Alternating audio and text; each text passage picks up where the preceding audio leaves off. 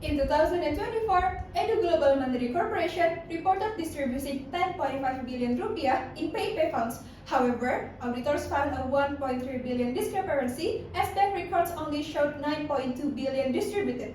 The investigation also revealed related party transactions with textbook prices 20% above market value, and the deposit system lacking audit trails, making data changes untraceable. Facing this risk of fraud and weak governance, our team, Gina Mufidatu Salma, Nashwa Putri Amalia, Nafrika Putra Horezi, and Salma Hayanabila conducted an investigative audit to evaluate, control, and gather definitive evidence on this case. Our investigation into Edu Global Mandiri Corporation has uncovered 4 critical risks based on ISA 315 standards. First, a 1.3 billion rupiah PayPay discrepancy signaling data falsification. Second, related party transaction with a 20% markup pointing to conflict of interest and odd couple red flags. Third, weak IT controls with 25 untraceable deposit changes indicating beneficiary manipulation. And fourth, a documentation gap from last year's access-only summary which violates ISA 230.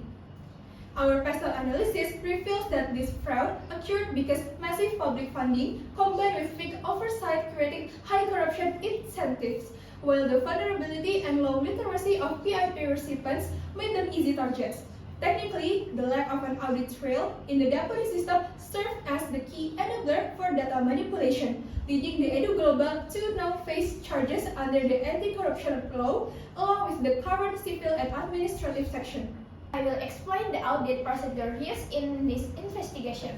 First, we performed test of control to check whether EGM's internal control were working properly. We reviewed approval signature for PIP disbursement, matched recipient data with Dapodik database, checks procurement approval for PT Digital Nusantara, and reviewed IT access logs and audit trails.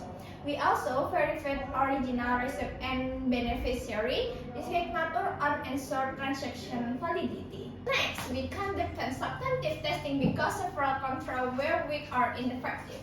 We traced several PIP transaction to bank transfer record and confirmed the amounts with receipt. We also contacted several beneficiaries directly to verify that the funds were actually received. For textbook procurement, we compare PT Digital prices with other vendors to detect possible overpricing and review related party disclosures and suspicious IT data changes.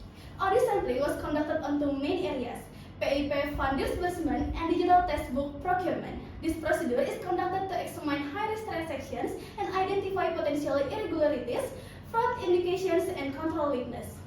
For PIP fund disbursement, the audit uses monetary resampling under ISA 530 because the population has a high risk of overstatement. The calculation uses a population amount of 10.5 billion rupiah with a 95% confidence level, resulting in 126 sample transactions. In addition, judgmental sampling was applied to 12 PIP transactions that lacked valid supporting delivery receipts because they indicated potential irregularities and required further investigation. Therefore, the total sample planned for PIP fund testing is 138 transactions. Meanwhile, for digital textbook procurement, the audit uses both judgmental sampling and systematic random sampling. Judgmental sampling was applied to 35 purchase orders with prices above market value because they were considered high-risk transactions. In addition, systematic random sampling selected 20 purchase orders from a population of 65 purchase orders using a sampling interval of 3. As a result, the total sample planned for procurement testing consists of 55 purchase orders.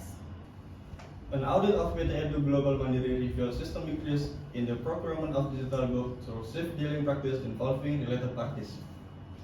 This action constituted an abuse of authority by the board of directors, violating law number 40 of 27 regarding conflict of interest, as well as law number 5 of 1999 for conducting procurement without a tender at a price 20% above market value.